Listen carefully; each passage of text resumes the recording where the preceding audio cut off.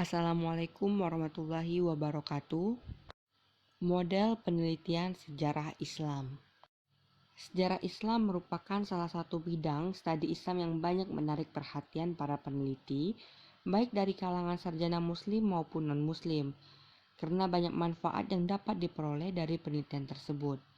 Bagi umat Islam, mempelajari sejarah Islam selain akan memberikan kebanggaan, juga sekaligus peringatan agar berhati-hati dengan mengetahui bahwa umat Islam dalam sejarah pernah mengalami kemajuan dalam segala bidang selama beratus tahun. Misalnya, akan memberikan rasa bangga dan percaya diri menjadi orang Islam. Demikian pula dengan mengetahui bahwa umat Islam juga mengalami kemunduran, penjajahan dan keterbelakangan, akan menyadarkan umat Islam untuk memperbaiki keadaan dirinya dan tampil untuk berjuang mencapai kemajuan. Sementara itu, bagi para peneliti Barat, mempelajari sejarah Islam selain ditunjukkan untuk pengembangan ilmu, juga terkadang dimaksudkan untuk mencari-cari kelemahan dan kekurangan umat Islam, agar dapat dijajah dan sebagainya.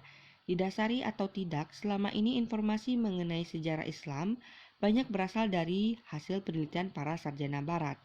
Hal ini terjadi karena selain masyarakat Barat memiliki etos keilmuan yang tinggi, juga didukung oleh dana dan kemajuan politik yang kuat dari para pemimpinnya.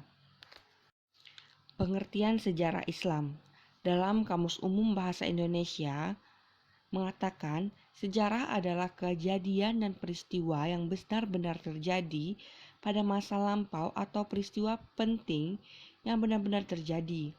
Definisi tersebut terlihat menekankan kepada materi peristiwanya tanpa mengaitkan dengan aspek lainnya. Sedangkan dalam pengertian yang lebih komprehensif, suatu peristiwa sejarah perlu juga dilihat siapa yang melakukan peristiwa tersebut, di mana, kapan, dan mengapa peristiwa tersebut terjadi. Dengan kata lain, di dalam sejarah terdapat objek peristiwa, orang yang melakukannya, waktunya, tempatnya, dan latar belakangnya. Seluruh aspek tersebut selanjutnya disusun sebagai sistematik dalam menggambarkan hubungan yang erat antara satu bagian dengan bagian lainnya. Dari pengertian demikian, kita dapat mengatakan bahwa yang dimaksud dengan sejarah Islam adalah peristiwa-peristiwa atau kejadian-kejadian yang sesungguh-sungguhnya terjadi yang seluruhnya berkaitan dengan agama Islam. Selanjutnya, karena agama Islam itu luas cakupannya, sejarah Islam pun menjadi luas pula cakupannya.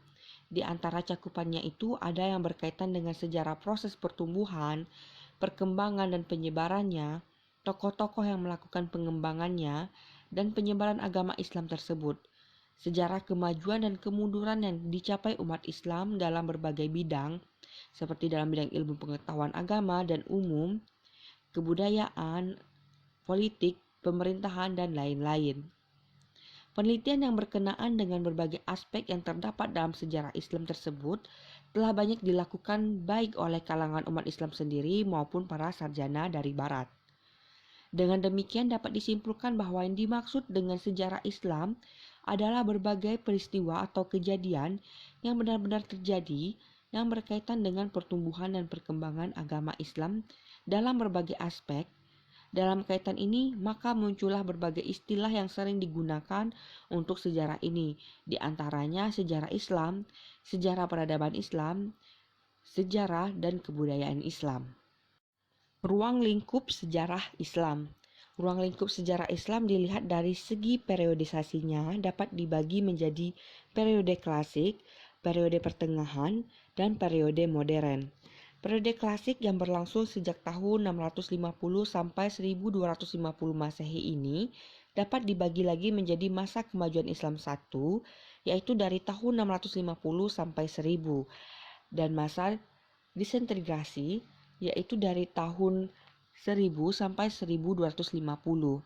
Pada masa kemajuan Islam satu itu tercatat sejarah perjuangan Nabi Muhammad SAW dari tahun 570 sampai 632 Masehi, Khulafaur Rasyidin dari tahun 632 sampai 661 Masehi, Bani Umayyah dari tahun 661 sampai 750 Masehi, Bani Abbas dari tahun 750 sampai 1250 Masehi.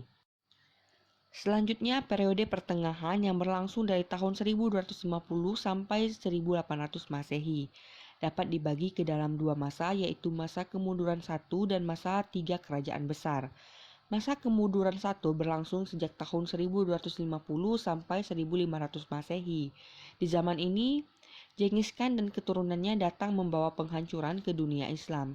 Sedangkan masa tiga kerajaan besar yang berlangsung dari tahun 1500 sampai 1800 dapat dibagi menjadi fase kemajuan, yaitu pada tahun 1500 sampai 1700 Masehi, dan masa kemunduran dua pada tahun 1700 sampai 1800 Masehi.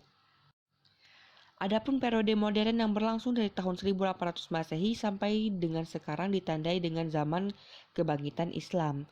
Secara keseluruhan, berbagai peristiwa yang terjadi dalam sejarah Islam dapat diketahui dalam beberapa metode tersebut. Pembagian periodisasi sejarah Islam demikian penting diketahui untuk lebih mudah dipahami. Selanjutnya, dilihat dari segi isinya, sejarah Islam dapat dibagi ke dalam sejarah mengenai kemajuan dan kemundurannya dalam berbagai bidang seperti dalam bidang politik, pemerintahan, ekonomi, kebudayaan, ilmu pengetahuan, dan berbagai paham dan aliran yang di dalamnya, dan lain sebagainya. Sejarah mengenai penyebaran ke berbagai belahan dunia, tokoh-tokoh yang mengembangkannya, pembagian sejarah demikian penting diketahui untuk menempatkan posisi studi kita, yaitu pada bidang mana yang akan kita tekuni.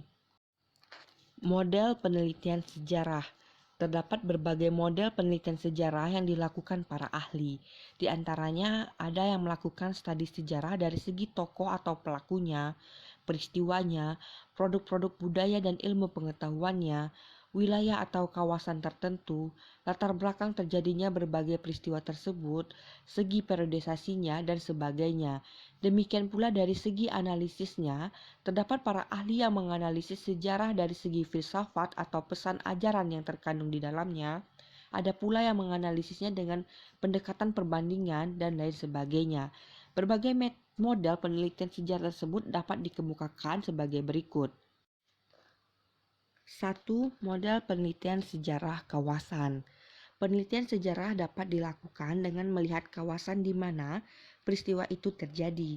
John L. Esposito misalnya mengedit buku berjudul Islam in Asia, Religions, Politics, dan Society.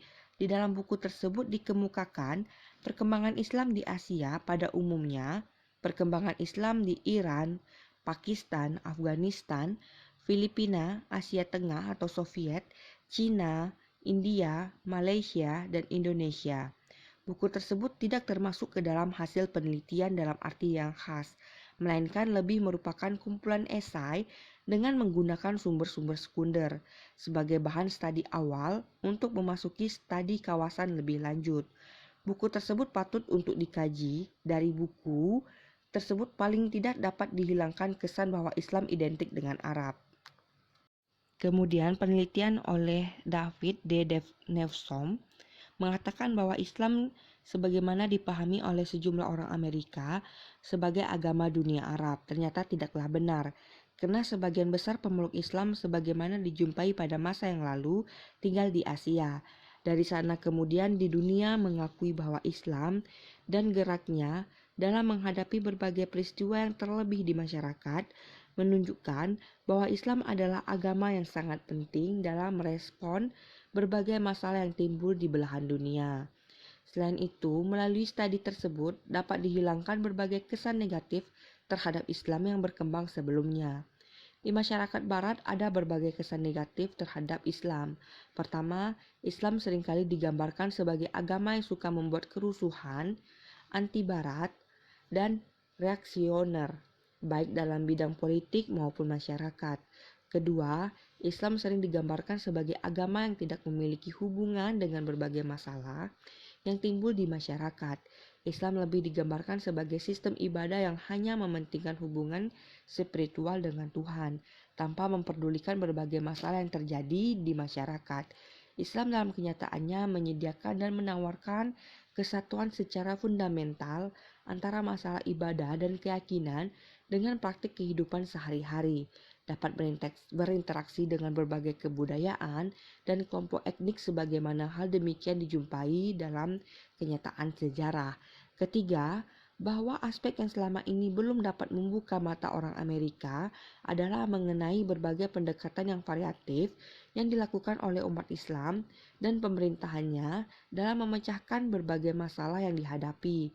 Penelitian ini menunjukkan dengan jelas bahwa tidak seluruhnya para peneliti Barat atau orientalis memandang negatif terhadap Islam, melainkan juga ada yang berpikiran positif sebagaimana yang dilakukan oleh John Esposito.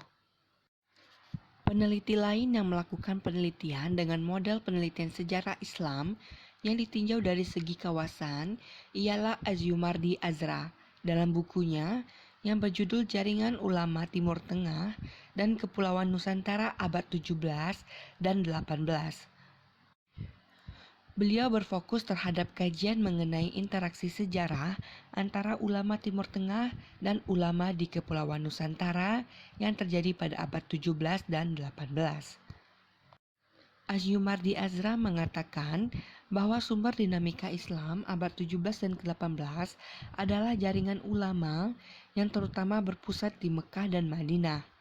Dalam bukunya tersebut, peneliti mengatakan bahwa pengkajian ini berupaya untuk menjawab beberapa permasalahan, antara lainnya, 1. Bagaimana jaringan keilmuan terbentuk, sifat dan karakteristiknya, serta ajaran yang berkembang dalam jaringan ulama di Timur Tengah dengan ulama atau Muslim Nusantara. Kedua, apa peran ulama Nusantara Melayu Indonesia dalam penyaluran keilmuan pada jaringan ulama ke Nusantara. Ketiga, apa dampak jaringan ulama tersebut terhadap perkembangan Islam di Nusantara? Berdasarkan informasi tersebut, penelitian sejarah yang dilakukan oleh Azyumardi Azra ialah termasuk model studi yang ditinjau berdasarkan kawasannya dengan mengambil masalah pokoknya pada jaringan ulama antara Timur Tengah dengan Melayu Nusantara dalam kurun waktu abad ke-17 dan ke-18 Masehi. Cukup sekian dahulu penjelasan tentang model penelitian sejarah Islam. Apabila ada salah kata, saya minta maaf. Wassalamualaikum warahmatullahi wabarakatuh.